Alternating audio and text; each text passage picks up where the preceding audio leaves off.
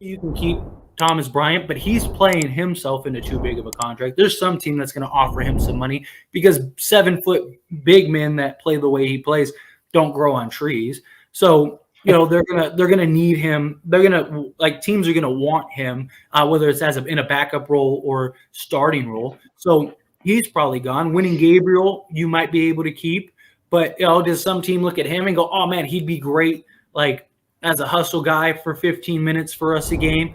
Like let's throw him, $6 million a year or something like that. Let's give him the mid-level exception because like that works. Okay, cool. So I 90% of your team you're probably losing after this year.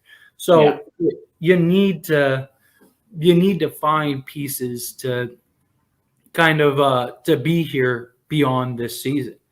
But to kind of dive into, are there any guards that come to mind that you like?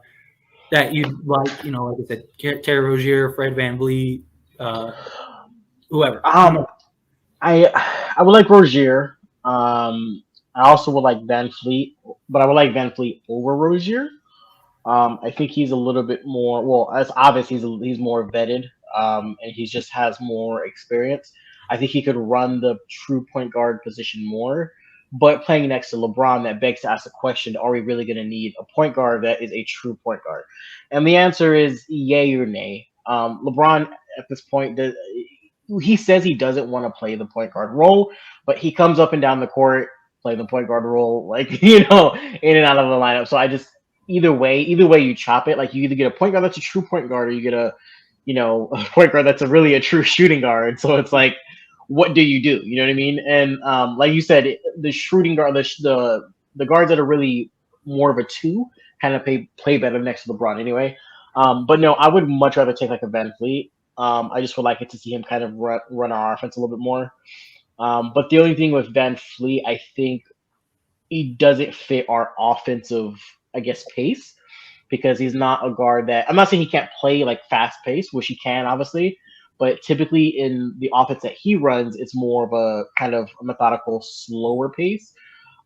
So honestly, I would love to see that trade. As much as I would want to like see it work, I don't really see it working. Rozier would work more, but I think Van Fleet's a better player. If that makes sense, you know what I mean?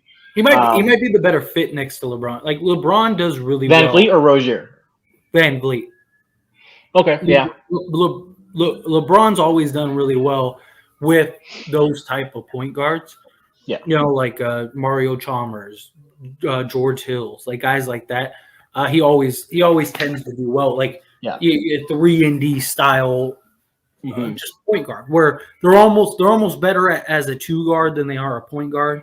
That's kind of what Fred VanVleet is. He's better off. My only concern with him is you have to pay him more than what he's worth.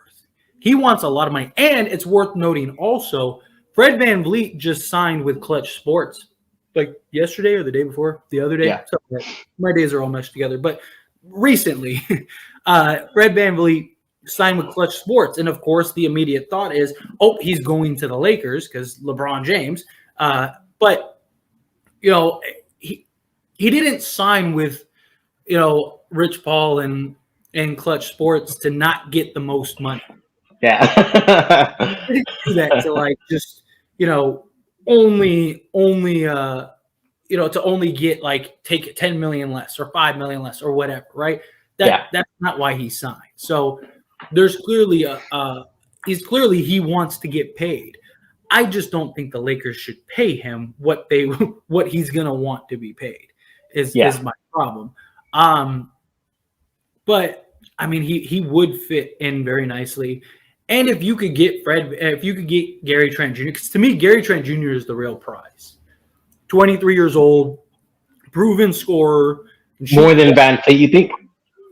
More proven than Van Vliet, yeah. No. I'm saying like more, like you think he was a better value, I should say. Oh yeah, absolutely. Yeah, because he's like 5 years younger, 6 years younger, and in my opinion, is the better player.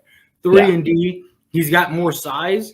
He can shoot. He's just as good of a shooter. He's a better scorer, in my opinion, like just natural scorer. Overall, scary. Yeah. Yeah, like so. I think Gary Trent Jr. to me is the real prize, and he's the guy you could have for the next, again, he's 23. You could have him for 10 years and he's still in his prime. And another thing that I see a lot of where people are like, well, if you get Gary Trent, what about Max Christie? What about him? You don't have to get rid of him. You can still have Max Christie, and he's 19. He's going to take a couple years to develop, and let's say Max Christie just evolves into this stud, right? Let's say, everyone thinks he looks like Kobe. Let's say he's the second coming of Kobe, and he's just he's incredible for us as a Laker. Fred VanVleet, or not Fred, Gary Trent Jr., you don't think he's going to have trade value? Of course he is. So you just trade him. And now you just got another. Maybe you need a center or something, right? Let's say you got Rui Hachimura, Gary Trent, and Max Christie, and it's like, okay, well, we need to figure that situation out. Let's say we got a small forward, we got a point guard, and it's like, man, we could really use an elite or good center. Well, you could take Gary Trent Jr. and go trade. There's nothing wrong with having too much talent. Too much talent is a good problem to have. And, you have these two young guys. You could play them together in times. So I don't think that that's a problem at all. I think Gary Trent is the ideal scenario here. I think that's the best case scenario is you get Gary Trent Jr.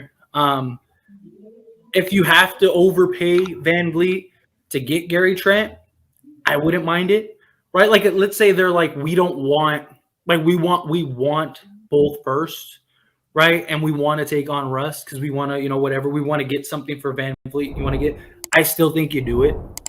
If Boucher, Vliet, and Gary Trent are all there on the table, I don't think it'd be really hard to say no to that. Really hard to say no to that. But I don't know. Outside of that, I wouldn't mind Terry Rozier. I still think overall as a package, the Hornets deal might be the best deal. If you get PJ Washington, if you don't get PJ Washington, then there's no point. Especially if you're gonna play Rui at the 3, they intend to, they want to. Then PJ Washington makes even more sense now because now he could be your 4 for the future. So do you like playing Rui?